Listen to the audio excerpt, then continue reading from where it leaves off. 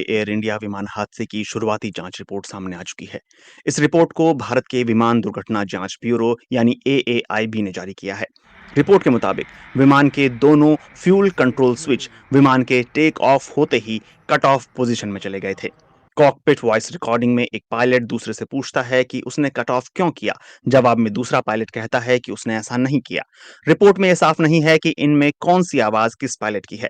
उड़ान के समय विमान को को पायलट उड़ा रहे थे, जबकि कैप्टन निगरानी कर रहे थे। एयर इंडिया के प्रवक्ता ने कहा है कि कंपनी जांच एजेंसियों के साथ पूरा सहयोग कर रही है।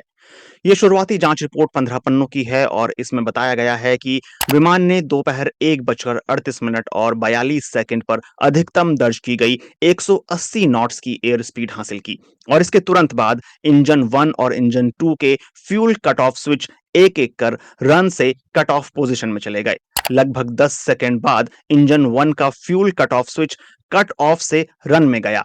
फिर 4 सेकंड बाद इंजन 2 का फ्यूल कट ऑफ स्विच भी कट ऑफ से रन में चला गया। इसका मतलब यह है कि पायलट ने दोबारा विमान को नियंत्रित करने की कोशिश की। लगभग 9 सेकंड बाद एक पायलट ने जमीन पर मौजूद एयर ट्रैफिक कंट्रोल अधिकारियों को मेडे मेडे मेडे का संदेश भेजा। जब इंजनों ने काम करना बंद किया तो रैम एयर टरबाइन यानी रैट, जो कि एक छोटी प्रोपेलर जैसी डिवाइस होती है, वो अपने आप एक्टिव हो गई ताकि इमरजेंसी में हाइड्रोलिक पावर मिल सके। रिपोर्ट में बताया गया है कि एयरपोर्ट से मिली सीसीटीवी फुटेज में दिखा कि लिफ्ट ऑफ के तुरंत बाद जब विमान ऊपर उठना शुरू कर रहा था, तब रैम एयर टरबाइन एक्टिव हो गई थी। उड़ान के रास्ते के आसपास किसी बड़ी बर्ड एक्टिविटी की जानकारी नहीं मिली। एयरपोर्ट के रनवे की बाउंड्री पार करने से पहले ही विमान ने ऊंचाई खोनी शुरू कर दी थी। फ्लाइट में सवार होने से पहले पायलटों और क्रू का टेस्ट किया गया था। रिपोर्ट के मुताबिक दोनों पायलट मुंबई के थे और उड़ान से एक दिन पहले अहमदाबाद पहुंचे थे। उन्हें ठीक ठाक आराम मिला था। सभी पायलटों और क्रू का स्थानीय समय के मुताबिक लगभग दोपहर 12 बजे ब्रीथ एनालाइजर टेस्ट भी किया गया, जिसमें वे फ्लाइट ऑपरेट करने के लिए फिट पाए गए।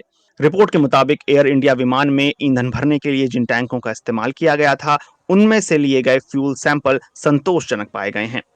इस शुरुआती जांच रिपोर्ट पर एयर इंडिया की तरफ से बयान जारी किया गया है। इस बयान में कहा गया है कि AI-171 हादसे से प्रभावित परिवारों के साथ एयर इंडिया खड़ी है। हम इस दुखद समय में शोक में डूबे हैं और हर संभव मदद देने के लिए प्रतिबद्ध हैं। हम 12 जुलाई 2025 को एएआईबी की ओर से जारी शुरुआती रिपोर्ट को प्राप्त करने की पुष्टि करते हैं।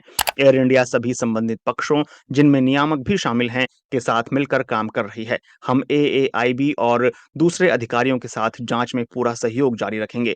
चूंकि जांच अभी जारी है, इसलिए हम किसी भी विशेष विवरण पर टिप्पणी नहीं कर सकते और ऐसे सभी सवालों के लिए एएआईबी से संपर्क करने का अनुरोध करते हैं। ध्यान देने वाली बात है कि ये केवल शुरुआती जांच रिपोर्ट है। अभी और जानकारी का इंतजार करना